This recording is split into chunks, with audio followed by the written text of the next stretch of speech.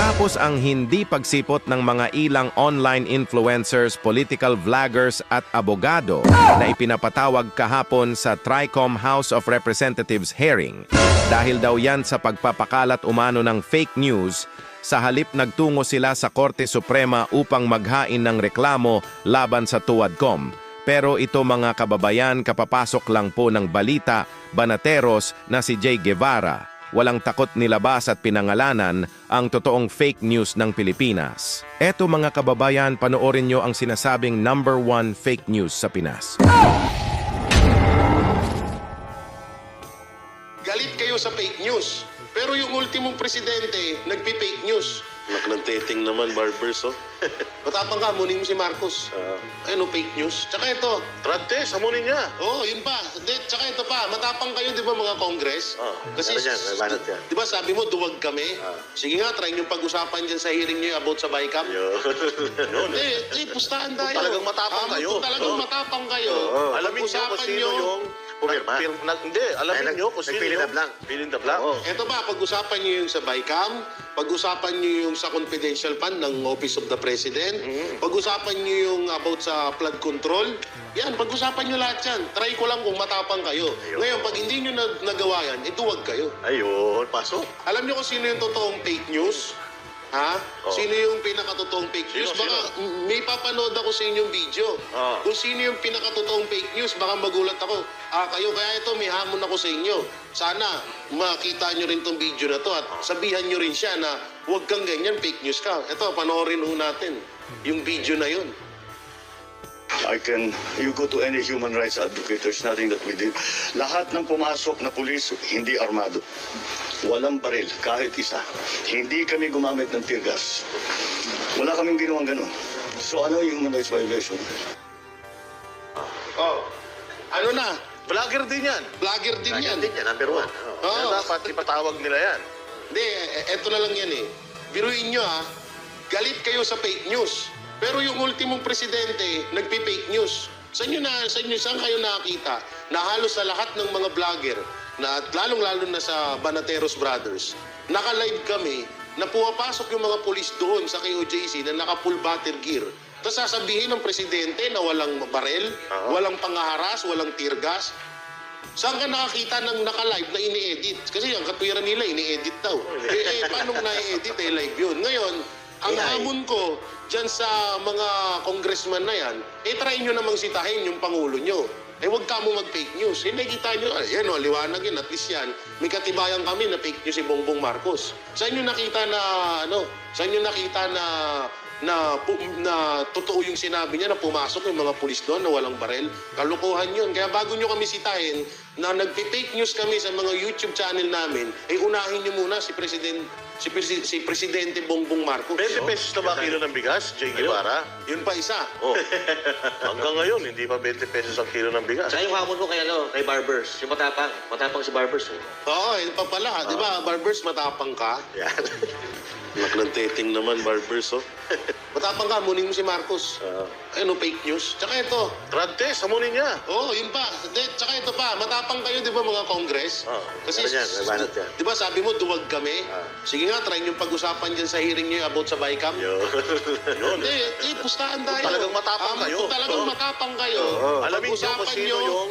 Pumirma. Hindi, alamin nyo kung sino yung... Fill in the blank. Ito ba, pag-usapan nyo yung sa BICAM, pag-usapan nyo yung sa confidential fund ng Office of the President, pag-usapan nyo yung about sa flood control, yan, pag-usapan nyo lahat yan. Try ko lang kung matapang kayo. Ngayon, pag hindi nyo nagawa yan, ituwag kayo. Ayun, pasok. Galing ako kay kasi for mayor. Pero ito, hubaran na natin ang maskara itong mga to. Yes, let's unmask the devil. Let's unmask the beast. The beast pala. Sino ba sa tingin ninyo nagpapa-under dito? Ayun. Ito bang ginagawa nila nasa batas pa? Sino ba sa Pilipinas yung mga hindi sumusunod sa batas? Bukod sa mga kriminal. Sino ba dito yung may mga sariling batas? Ayun. Yan po yung mga komunista. Aminin na po natin. Ito pong mga mambabatas natin, tila mo hindi na sumusunod sa batas. Mali na yung batas na kanilang ipinatutupad. At ganito po ang ganito kumana ang mga komunista, mga party. Ito ang pinakamalungkot sa lahat. nanalo po sila sa laban even without firing a single bullet. Yes. Kasi kontrolado nila ang lahat. Nakipag-deal na talaga sila dito sa mga makakaliwa na ito, kaya itong ginagawa nila sa bayan, malayo na sa demokrasya. Correct. Hindi na to demokrasya, partner. Sa totoo lang, sorry pero ito po ang nararamdaman namin bilang mga normal na Pilipino. Para kaming nabiktima ng akyat bahay gang. Ayun. Partner, akyat bahay gang. Tama. Ano ba yung ginagawa ng akyat bahay gang? So yung akyat bahay, gang, in reality, umakyat sa bahay, papasukin kayo, pupwersahan kayo pag nanakawan. Tatali kamay mo. Tatali kamay mo. Ubus ang bibig mo. Tapos kukunin lahat ng ari-arian mo. At ang pinakamasama doon, pinagnakawan ka na, gagasahin pa yung anak mo. Di ba napakalungkot nun? Bababuyin ka, makikakainin yung pagkain mo. Nakagapos Kukunin ka. lahat ng pinaghirapan mo, nakagapos ka, nakapiring ka, nakatakip ang bibig mo, wala kang kakayanan magsalita. Habang nanonood ka. Wala kang kakayanan lumaban. Oo. Nagtatawanan pa yan habang ginagawa yung krimen. Yes. Ganun na ganun po ang Ganun. nangyayari sa bayan Pilipinas. Pero may pa partner, no? Nililimas, partner, yung pera ng taong bayan. Tapos, nakikita naman natin sa gagara ng mga gamit nila, dating mga ganito lang, naging ganyan. Yan. Wala namang mga malalaking negosyo, biglang nagkaroon ng mga construction firm. Tapos, pera Pera pa din talaga Pera pa rin talaga ang pinag-uusapan mga partner Root of all evil. Pera talaga. Kasi, tama, yung sinabi ni Boss Nada, hindi natin napapansin na etong style na ginagawa nila sa atin ay akyat bahay style. Isipin nyo na lang na hindi sila literal na pumapasok sa bahay natin, pero pinapasok nila yung buhay natin. Ninanakaw yung pag-aari natin. Ang pera ng taong bayan, kaba ng bayan, pera ng taong bayan yan.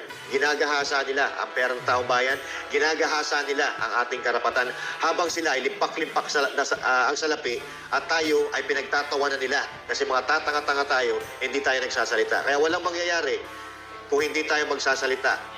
Walang mangyayari kung tayo magbubulag-bulagan, magbibingi-bingihan sa mali na nakikita natin. Alam nyo ba na yung 90 billion na pinag-uusapan natin sa PhilHealth kung saan-saan nila dinadala, alam nyo ba na yung 90 billion na yan ay kayang pagdugtungin yan ang lupa ng Pilipinas sa 500 billion, pamamagitan? partner. 500 billion na flood control Flood project. control projects. Ito muna, PhilHealth, yung PhilHealth na 80 billion na kung saan-saan na in-insert. Pwede nang pagdugtong-dugtungin yan sa pamamagitan ng kalsada at tulay ang buong Pilipinas. Yung 500 billion na sinasabi ni Boss Dada kanina, pwede na yan iangat ang buhay ng mga kababayan natin na mga walang tirahan, yung mga nakatira sa tinatawag nating squatter, pwede dyan ialis yung ating mga kababayan sa halaga na yan at mabigyan pa sila ng mga trabaho sa pamamagitan ng pagtatayo ng mga factory dito sa Pilipinas para mayroong pagkakakitaan. Dahil alam niyo kung bakit bumabalik ang mga squatters, yung mga former settlers? Wala Kasi trabaho. dinadala sila doon sa lugar na napakalayo sa kabihasnan, wala silang pagkakakitaan. Pero kung may isang politiko na nakaisip na bigyan sila ng bahay, bigyan sila ng pagkakakitaan, sa tingin nyo babalik pa yan dahil sa pinanggalingan nila? Hindi na. Walang nakakaisip niyan. Dahil ang nasa isip nila kung paano sila magkamkam at kung paano mananatiling mahirap ang mga Pilipino pero meron silang paulit-ulit na maluloko. Partner. Sa totoo lang, ano talaga to Tanungin niyo mga sarili ninyo. Yung mga nakaraang Congress, ganito po ba? Yung mga nakaraang Senado, ganito po ba? Hindi na, mga bossing. Dito Yung panahon talaga. ni yung panahon ni General Luna, ganyan ang mga congressman. Ayok Wala. sa pera. Hayop sa pera. Pero